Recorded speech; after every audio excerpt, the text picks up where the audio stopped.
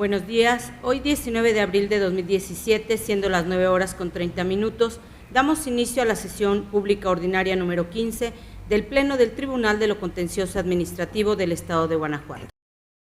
Solicito al licenciado Eliseo Hernández Campos, secretario general de Acuerdos, verifique la existencia del quórum legal. Buenos días, magistrada, magistrados. Procedo haciendo constar que se encuentran presentes en este recinto el magistrado Arturo Lara Martínez, titular de la primera sala.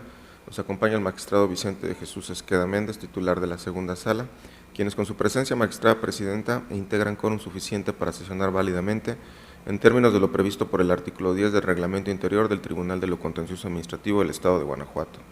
Gracias, señor secretario. Verificado el quórum, se declara abierta la sesión y le solicito al secretario dé cuenta del orden del día con los asuntos listados para ponencia. Procedo, magistrada, informando al Pleno que el orden del día propuesto para esta sesión fue oportunamente notificado a los integrantes de este órgano colegiado y se conforma por la lista de asistencia a la declaratoria de quórum legal, 8 ponencias cuyos índices de tocas, actores y autoridades demandadas están descritos en el mismo documento y, por último, asuntos generales.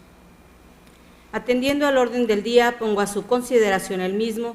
A su vez, solicito la dispensa de la lectura del acta de la sesión ordinaria anterior, al habérseles remitido junto con la convocatoria para esta sesión. Y en caso de no tener comentario alguno, solicito que la misma se apruebe. Quienes estén a favor de la propuesta, sírvanse manifestarlo. Aprobada por unanimidad.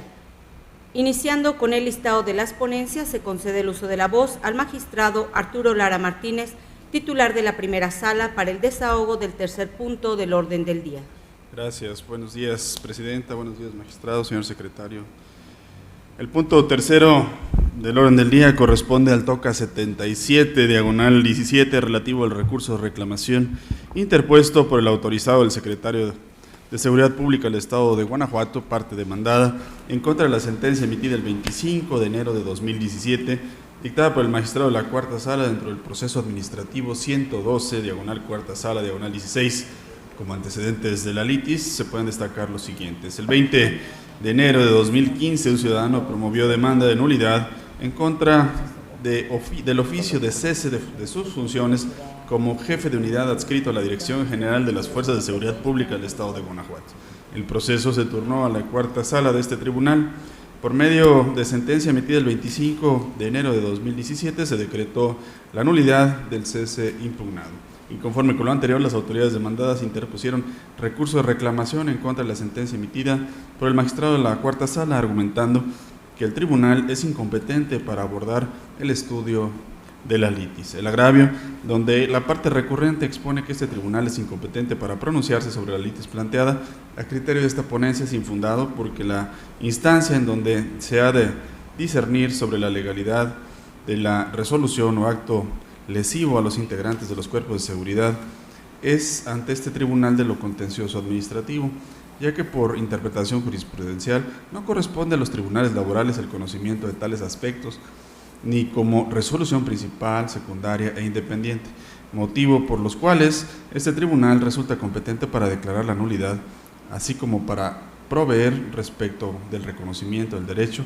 y en su caso condenar a la autoridad. Lo anterior se sustentó en la jurisprudencia cuyo título reza: Secretaría de Seguridad Pública y Protección del Estado de Guerrero. La competencia para conocer de sus conflictos con los miembros de una institución policial corresponde al Tribunal de lo Contencioso Administrativo de la entidad. Hasta aquí el título de la jurisprudencia.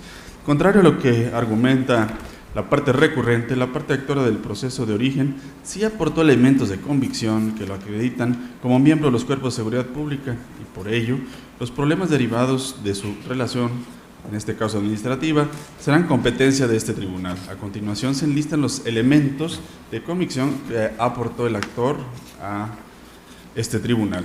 El nombramiento de guardia penitenciario expedido por el gobierno del Estado de Guanajuato el 22 de junio de 2006, ubicado a foja 7 del expediente de origen. Nombramiento de jefe de unidad adscrito a la Secretaría de Seguridad Pública expedido por el gobierno del Estado el 18 de agosto de 2011, ubicable a foja 8 del proceso de origen. Nombramiento de jefe de unidad adscrito a la Secretaría de Seguridad Pública expedido por el gobierno del Estado de Guanajuato el 19 de octubre de 2011, ubicado a foja 9 del expediente origen, constancia emitida por el Sistema Nacional de Seguridad Pública, donde se desprende que el actor es miembro de las corporaciones estatales de seguridad pública y pertenece al Sistema Nacional. Ubicable a foja 10 del proceso de origen. Del material probatorio antes mencionado, se desprende que la parte actora del proceso de origen forma parte de las instituciones policiales, en concreto de los cuerpos estatales de seguridad penitenciaria, y por ende, actualiza el contenido previsto por el artículo 8º, fracción 5ª de la Ley del Sistema de Seguridad Pública del Estado de Guanajuato. Y al formar parte de estas instituciones, están sujetos a lo dispuesto por el artículo 73 de la Ley General del Sistema Nacional de Seguridad Pública.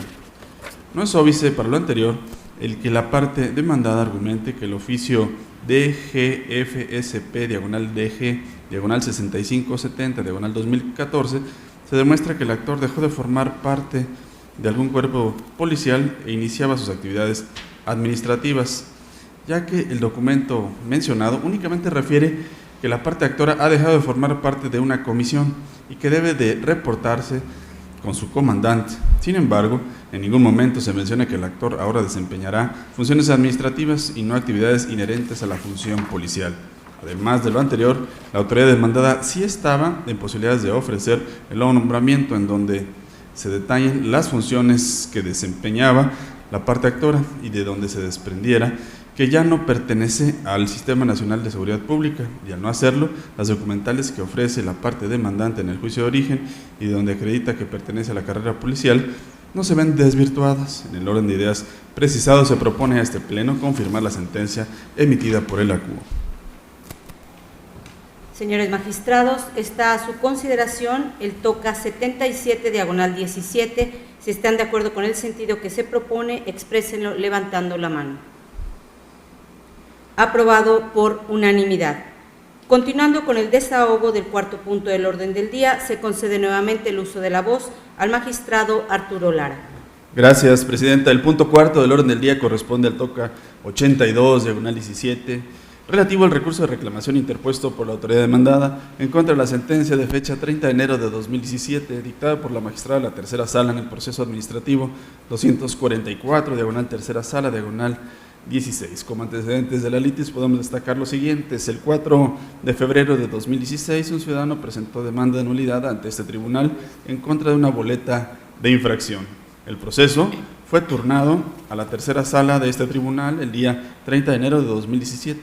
Se decretó la nulidad total de la boleta de infracción y se condenó a la autoridad demandada al pago de intereses.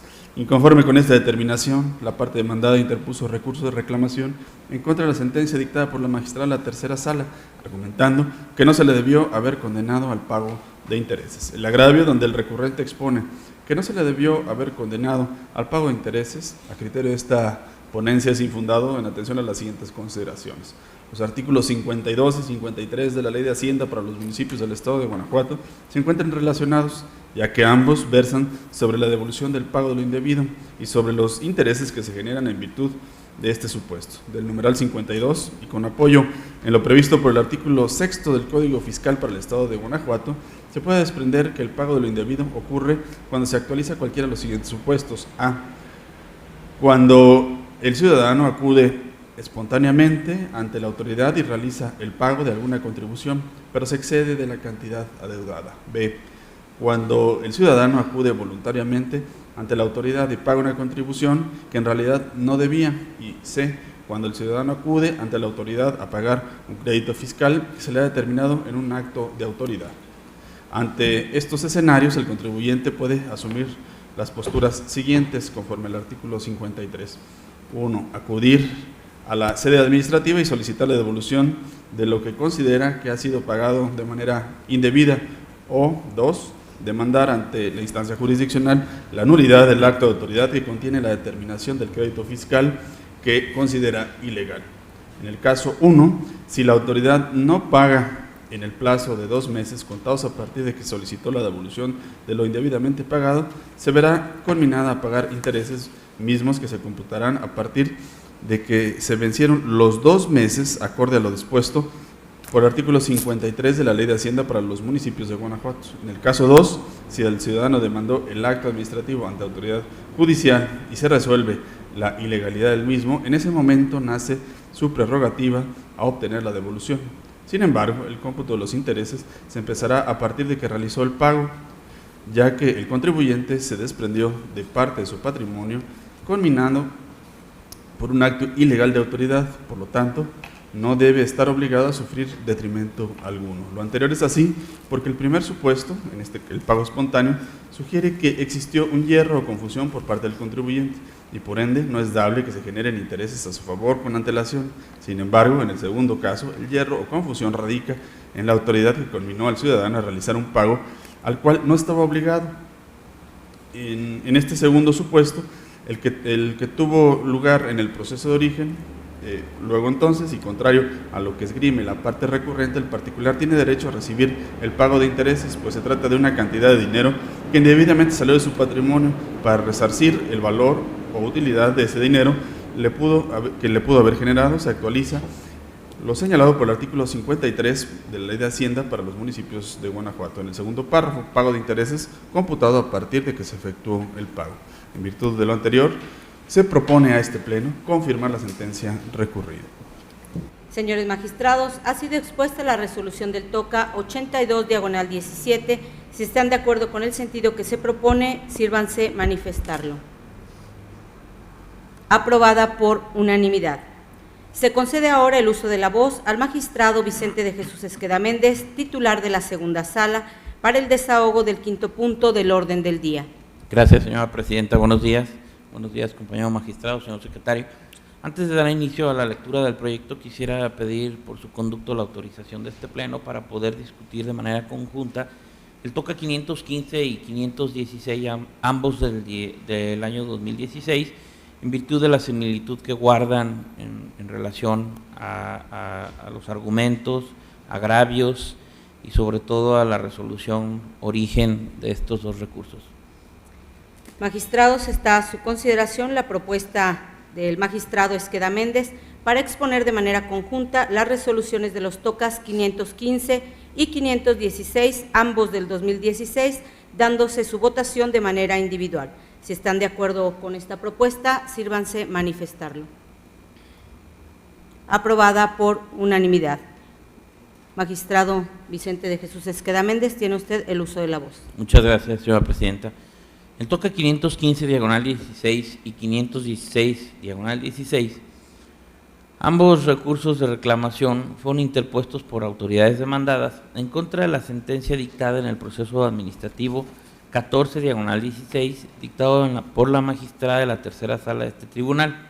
Previo al análisis de los agravios hechos valer por los recurrentes, es conveniente precisar lo siguiente. En el proceso administrativo principal, el actor impugnó la convocatoria para la consulta pública para delegados municipales. La magistrada de la tercera sala decretó la nulidad del acto impugnado. Inconforme con la determinación que antecede, las autoridades demandadas interpusieron idénticamente recursos de reclamación que nos ocupan, el cual hicieron valer un único agravio, el cual a criterio de este cuerpo colegiado es infundado por las siguientes consideraciones jurídicas. Los artículos 141 y 142 de la Ley Orgánica Municipal para el Estado de Guanajuato consignan que los delegados y subdelegados municipales serán nombrados o ratificados por el ayuntamiento a propuesta del presidente municipal. Para este efecto, el presidente municipal podrá optar por realizar una consulta pública previa a los habitantes de la delegación, cuya metodología deberá aprobarse por el ayuntamiento. Asimismo, que para ser delegado o subdelegado municipal se deberán cumplir los requisitos establecidos en el artículo 110 de la Constitución Política para el Estado de Guanajuato y ser habitante del lugar de su adscripción. Ahora bien, el artículo 110 de la Constitución Política consigna que son requisitos para ocupar un cargo público ser ciudadano guanajuatense en ejercicio de sus derechos, tener por lo menos 21 años y tener cuando menos 2 años de residir en el municipio en donde deba desempeñarse el cargo. En la convocatoria impugnada se agregó que no podrían ser delegados cualquier funcionario público en pleno ejercicio de sus funciones, a no ser que se hubiera separado del cargo público que desempeñaba, cuando menos con 1 año de anticipación a la fecha de la consulta.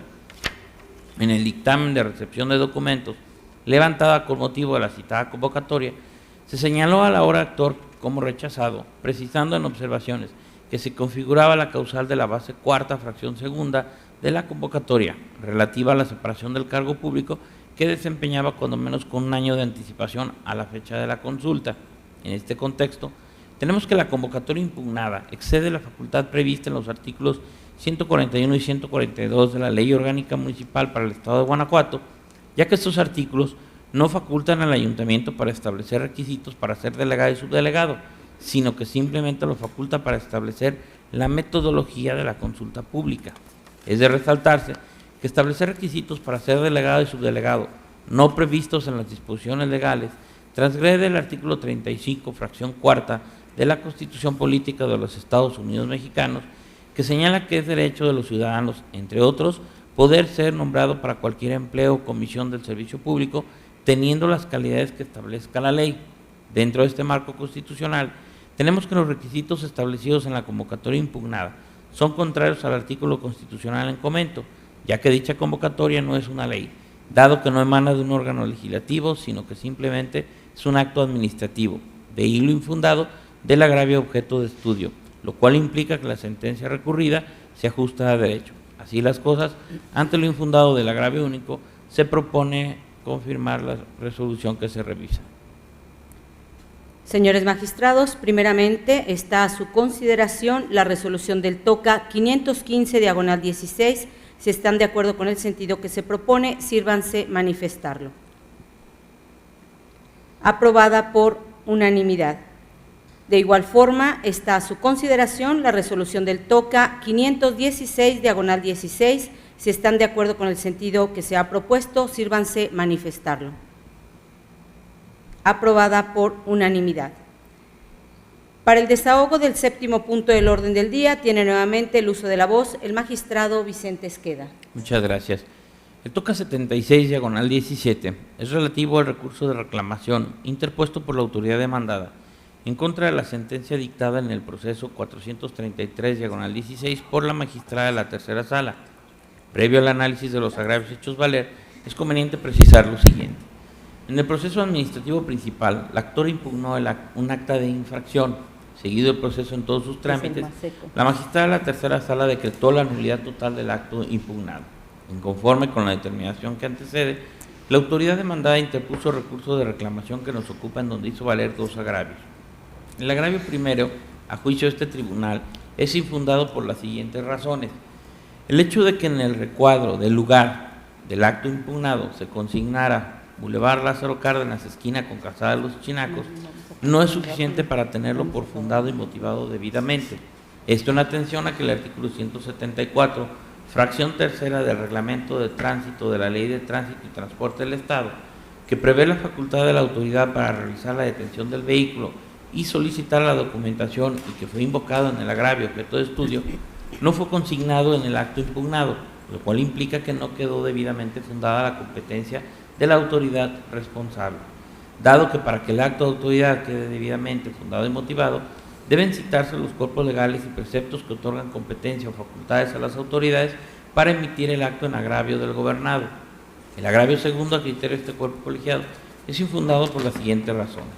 Si en la boleta de infracción no se invocó el artículo 174, fracción tercera del Reglamento de Tránsito de la Ley de Tránsito y Transporte del Estado, que prevé la facultad de la autoridad para realizar la detención del vehículo y solicitar la documentación, es evidente que no está debidamente fundado y motivado en los términos expuestos en la jurisprudencia con rubro, cito textualmente, fundamentación y motivación de los actos administrativos, cierro la cita, anteriormente invocado, de ahí lo infundado del agravio objeto de estudio. Así las cosas, ante lo infundado de los agravios hechos valer, se propone confirmar la sentencia que se revisa. Señores magistrados, ha sido expuesto el proyecto del TOCA 76/17. Si están de acuerdo con su sentido, exprésenlo levantando la mano. Aprobado por unanimidad. Continuando con el listado de las ponencias, procedo a exponer la relativa al octavo punto del orden del día. Esta tercera sala somete a consideración del Pleno el proyecto de resolución relativo al TOCA 29/17, que corresponde al recurso de reclamación interpuesto por la autoridad demandada en el proceso administrativo 333/2015, en contra de la sentencia de fecha 13 de diciembre de 2016, pronunciada por el magistrado de la segunda sala. A manera de preámbulo se refiere que en el proceso de origen se decretó la nulidad total de la resolución dictada por el director de responsabilidades e inconformidades de la Secretaría de la Transparencia y Rendición de Cuentas del Estado, en la que se determinó la responsabilidad administrativa de la actora como abogada calificador adscrita a la Dirección General de Registros Públicos de la Secretaría de Gobierno por haber inscrito un embargo a pesar de que previamente se había inscrito la suspensión provisional otorgada por un juez de distrito. En su expresión de agravios, la autoridad recurrente alega que la sala interpretó indebidamente el artículo 35, párrafo segundo del Reglamento del Registro Público de la Propiedad para el Estado, pues conforme a ese precepto, ante la solicitud de embargo, la actora podía realizar las siguientes acciones: suspender, denegar o autorizar la solicitud. Refiere que el ejercicio indebido del cargo que se le reprochó a la actora radicó en haber calificado como procedente la solicitud de embargo a pesar de que existía una suspensión provisional dictada por el juez séptimo de distrito del Estado de Guanajuato. El planteamiento referido es inoperante. Como la materia del recurso de reclamación es la sentencia a que se refiere el artículo 308 del Código de Procedimiento y Justicia Administrativa, entonces la parte recurrente debe expresar los razonamientos tendentes a desvirtuar cada una de las consideraciones del órgano jurisdiccional que lo llevaron a resolver el problema jurídico planteado de la manera en que lo hizo. Y de no ser así, sus alegatos serán ineficaces para obtener la modificación o revocación de la sentencia, como en el caso sucede. En esencia, la sala determinó que no se demostró que la actora haya incurrido en un ejercicio indebido del cargo, pues la conducta que se le reprochó consistió en que no debió calificar como procedente la solicitud de embargo al existir un folio mediante el cual se inscribió la suspensión provisional otorgada por un juez. Empero, los artículos que establecen las obligaciones de la actora no señalan que por ese motivo la actora debía abstenerse de calificar con efecto de autorización de procedente la solicitud de embargo. Luego, como en el agravio en comento la autoridad recurrente no cuestiona las anteriores consideraciones, estas deben prevalecer al margen de que sean o no correctas, precisamente por no haber sido frontalmente controvertidas, de ahí que tal disentimiento resulte inoperante. Así, ante la ineficacia del agravio planteado por la autoridad recurrente, esta ponencia propone confirmar la sentencia dictada por la segunda sala. Expuesta la ponencia, se somete a votación el proyecto del TOCA 29/17. En caso de estar de acuerdo con su sentido, sírvanse manifestarlo. Aprobado por unanimidad. A continuación, para el desahogo del 9º punto del orden del día, se expone el proyecto de resolución correspondiente al TOCA 37/17, relativo al recurso de reclamación interpuesto por la autoridad demandada en el proceso administrativo 1508/2015 en contra de la sentencia de fecha 5 de diciembre de 2016 pronunciada por el magistrado de la cuarta sala. Previo a exponer las consideraciones que sustentan el sentido del proyecto que se presenta, es pertinente referir lo siguiente. El proceso administrativo de origen fue promovido en contra del acto mediante el cual la tesorera municipal de Irapuato negó al actor la expedición de una constancia de no adeudo por concepto de obras por cooperación, respecto de un inmueble de su propiedad. Medularmente, la decisión administrativa impugnada se sustentó en que sí existía un adeudo y en que no había operado la prescripción del crédito fiscal respectivo. En la sentencia en materia del presente recurso, la sala decretó la nulidad total del acto impugnado, reconoció al actor el derecho a que no se le requiera el pago del adeudo referido en dicho acto y condenó a la autoridad demandada a que expidiera la constancia de no adeudo solicitada. Ahora bien, en su expresión de agravio, la autoridad recurrente sostiene que la sala debió ocuparse únicamente de analizar la legalidad del acto impugnado en la instancia de origen. Sin embargo, estudió la legalidad del procedimiento que se llevó a cabo para la realización de la obra pública, a pesar de que el actor lo consintió tácitamente al no haberlo impugnado de manera oportuna. Refiere que el demandante primero debió combatir el procedimiento para la realización de la obra pública y solo hasta que se declarara su invalidez se podría acceder a su petición. El planteamiento referido es infundado. El artículo 47 del Código de Procedimiento y Justicia Administrativa consagra la presunción de legalidad de que se encuentran investidos los actos y resoluciones de las autoridades. pero no la presunción de la existencia de los hechos que motiven tales actos y resoluciones. De manera que si los hechos son negados lisa y llanamente por el afectado, se impone la obligación a la autoridad de que pruebe tales hechos, siempre que la negativa del afectado no implique a su vez una afirmación. Luego, como la autoridad negó la expedición de la constancia de no adeudo, argumentando la existencia del mismo, entonces al tenor del artículo 47, es válido que el actor haya acudido al proceso administrativo, negando que el procedimiento para la ejecución de la obra pública, origen del referido adeudo, se hubiera realizado de acuerdo con lo establecido en la Ley de Hacienda para los municipios, lo que justifica que la Sala se haya pronunciado sobre la legalidad de dicho procedimiento.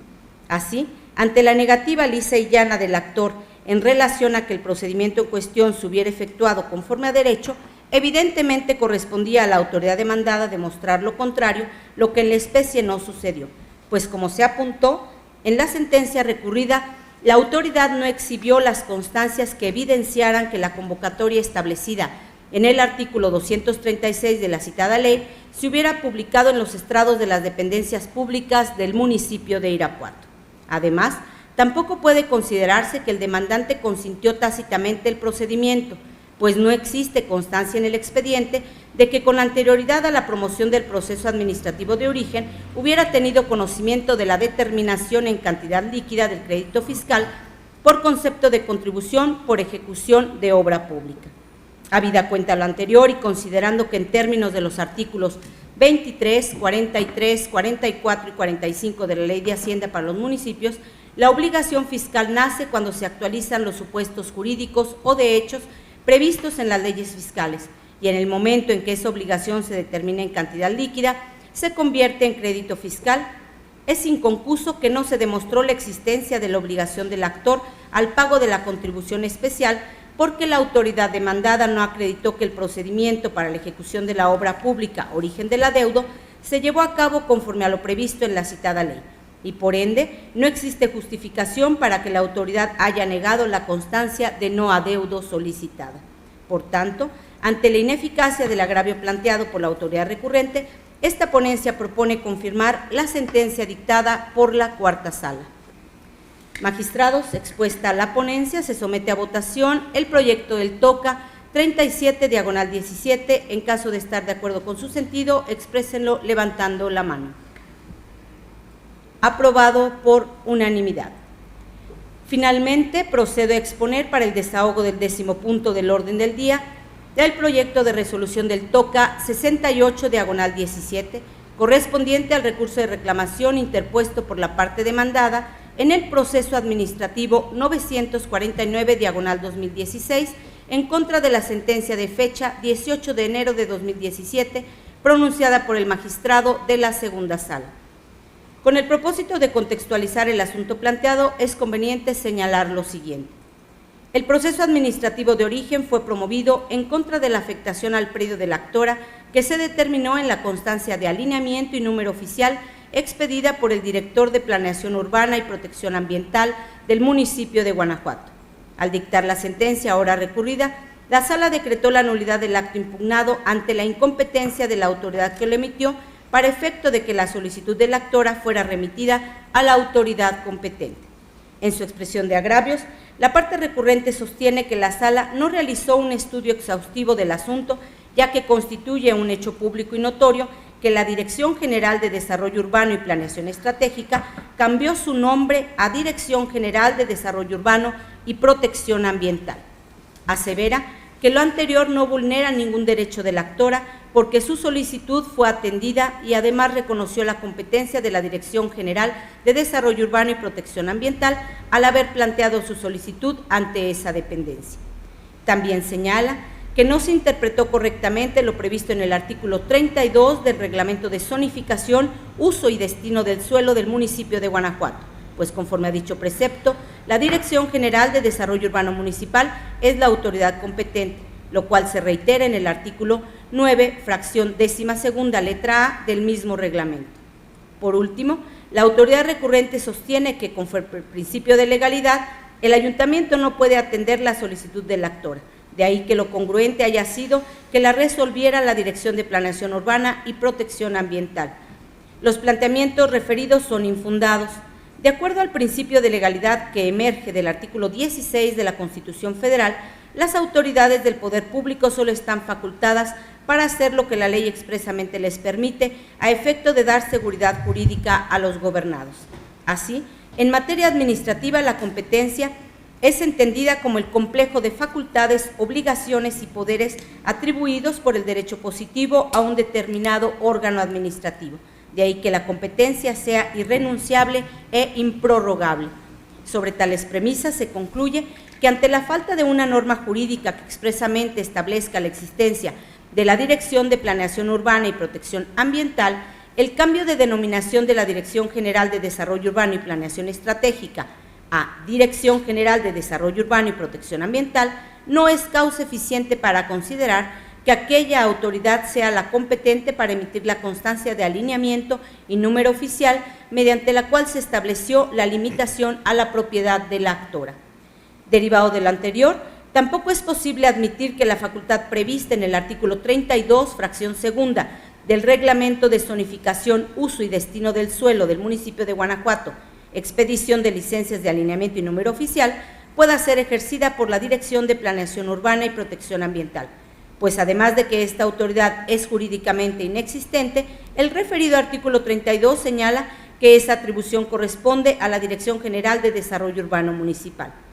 Además, en la sentencia recurrida, la Sala evidenció que conforme al artículo 9, fracción 12ª, letra A del citado reglamento, corresponde a la Dirección General de Desarrollo Urbano y Planeación Estratégica la atribución de expedir certificaciones de alineamiento y número oficial.